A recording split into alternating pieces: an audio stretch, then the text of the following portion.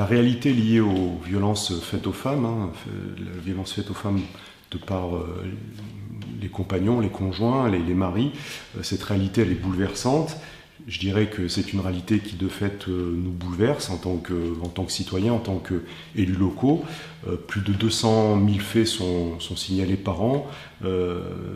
Il existe uniquement 14% de ces faits-là qui donnent lieu à des plaintes. Donc on voit bien que la très grande majorité des femmes n'osent pas porter plainte. Donc 14% c'est vraiment très, très faible. L'autre réalité qui est dramatique, tragique, c'est le fait que une femme, tous les 3 jours, une femme meurt sous les coups de son conjoint ou d'un ex-compagnon. Là aussi, c'est une réalité d'une violence terrible. Il existe des moyens aujourd'hui de contrer ce type de phénomène. Une journée de mobilisation contre les violences et de lutte contre les violences faites aux femmes, qui est organisée par l'État. Donc la ville de Saint-Martin-d'Hères, les élus, les services ont souhaité vraiment être partie prenante de cette journée. Je dirais qu'on est vraiment sur cette dimension-là de penser globalement ce phénomène, mais également de le penser globalement, mais d'agir localement, d'où cette mobilisation plus poussée au travers d'une journée d'études, une journée qui vise à sensibiliser, à informer, à indiquer également dans la ville et dans l'agglomération les droits qui sont ceux des femmes, les droits qui doivent être portés.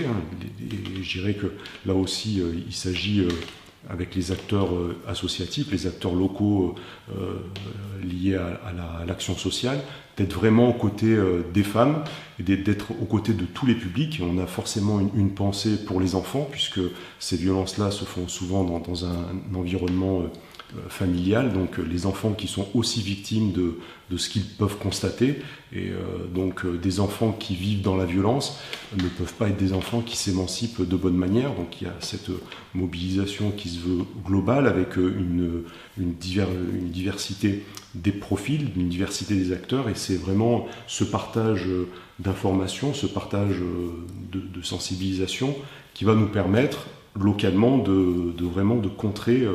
C'est presque un phénomène social, donc de lutter partout contre ces violences. Et je dirais que la meilleure des manières de lutter, c'est vraiment aussi de montrer à ces hommes qui sont de fait hors la loi, qu'ils peuvent être poursuivis et qu'ils peuvent être inquiétés. Nous sommes aussi au cœur dans la conduite des politiques publiques dans une grande thématique, c'est celle de la lutte contre les inégalités, toutes les inégalités, notamment les inégalités sociales, les inégalités de répartition des richesses. Et là aussi, j'ouvre peut-être un petit peu le sujet et le débat lié à cette question particulière des violences faites aux femmes.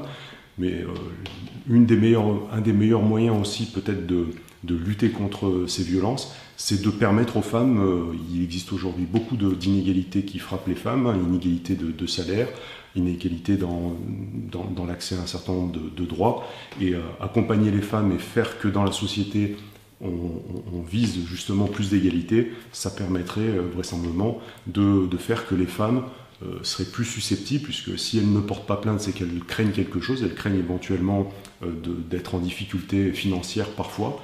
Donc une des manières de lutter contre ces violences faites aux femmes pourrait consister à lutter contre les inégalités sociales de manière globale.